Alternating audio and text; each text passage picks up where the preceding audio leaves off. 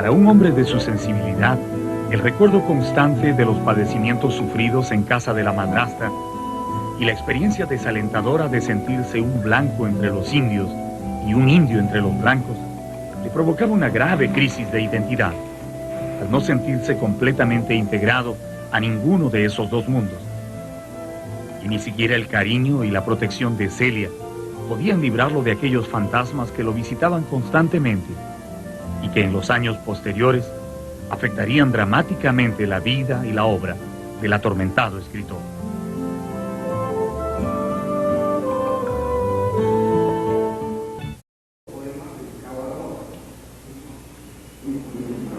Cuando Arguedas retornó a Lima en 1941 y continuó su carrera docente en colegios de la capital, decidió también iniciar sus estudios de antropología en la Universidad de San Marcos.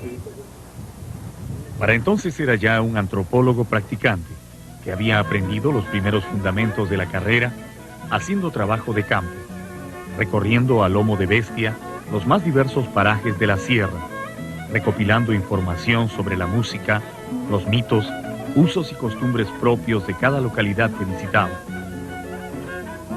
Esos viajes darían pie a innumerables artículos periodísticos y ensayos que combinaban acertadamente el rigor científico del investigador y la prosa poética y llena de colorido del escritor andino. Como es un caso excepcional en América Latina, mezcla los géneros literario y científico.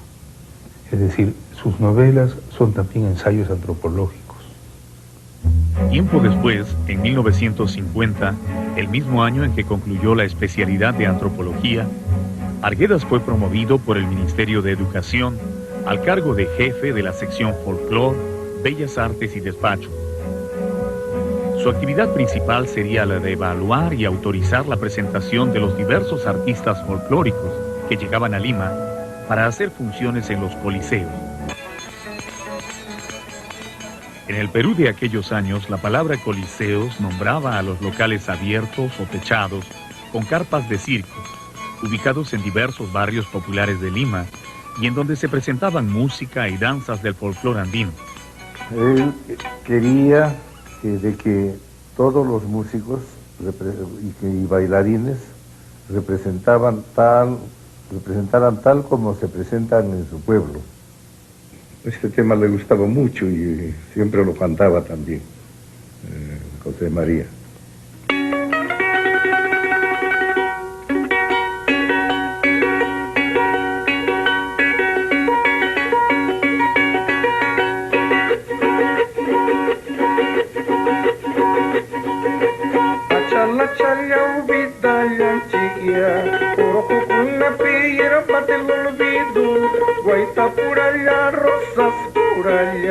Porque te quiero, quieres olvidarme.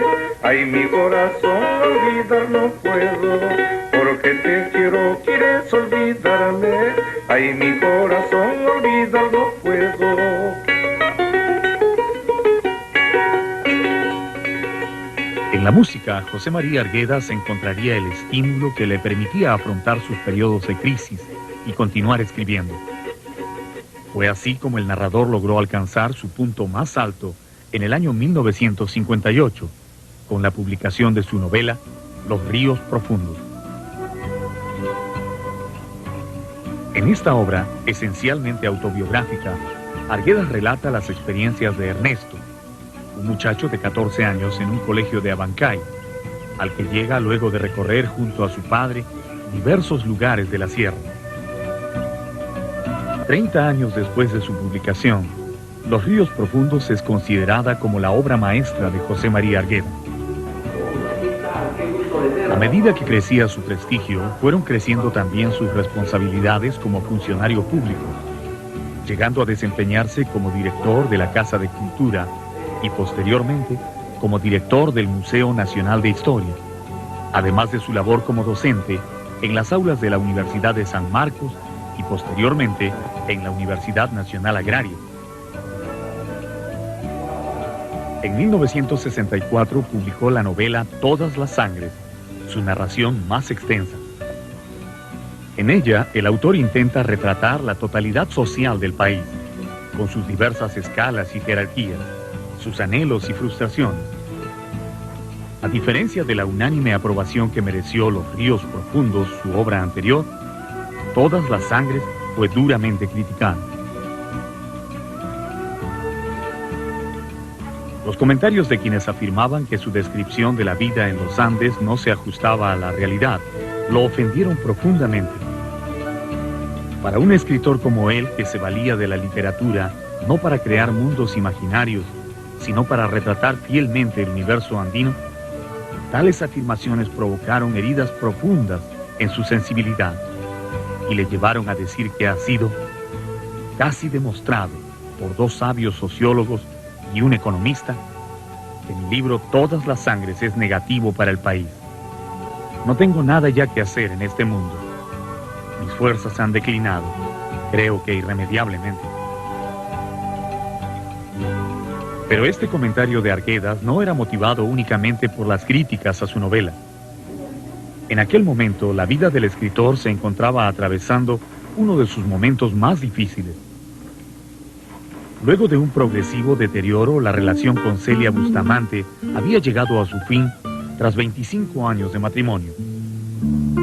Cuentan que a las constantes crisis nerviosas de José María, cada vez más pobladas de insomnios e insoportables dolores al cuello y la espalda, no tardaron en sumarse los sentimientos de culpa por no amar a la esposa que lo había querido y protegido con abnegación.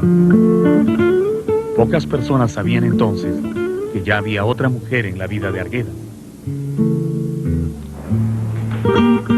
Se dice también que la gota que colmó el vaso fue un penoso incidente que le tocó vivir como director del Museo de la Cultura.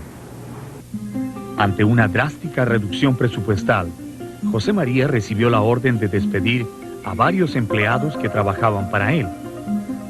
Estos, desesperados, le suplicaban una y otra vez para que interceda por ellos ante sus superiores, aun cuando sabían que de nada serviría.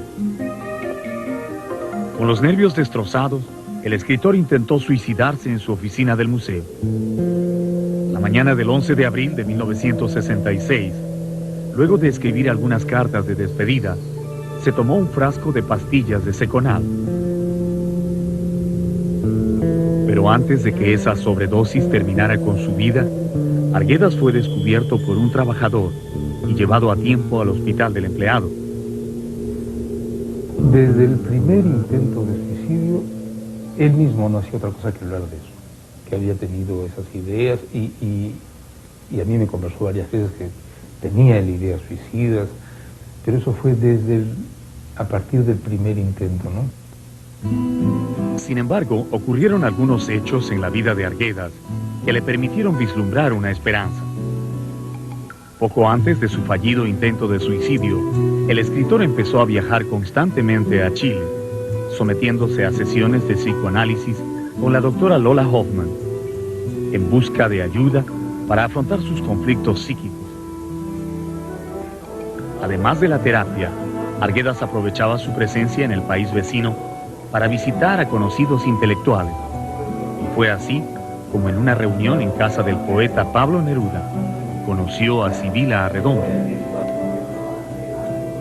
A pesar de la diferencia de edades y de caracteres, no tardaron en congeniar.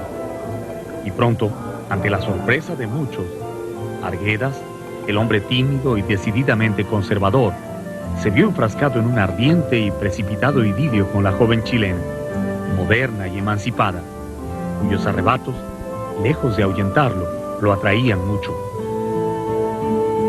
En 1965, el mismo año de la separación de Celia y José María, Sibila se instaló en Lima, y una vez fallada la sentencia de divorcio de Arguedas, la singular pareja se casó en segundas nupcias en mayo de 1967. Profundamente enamorado, José María pareció rejuvenecer temporalmente. Junto a Sibila lucía entusiasta y lleno de proyectos.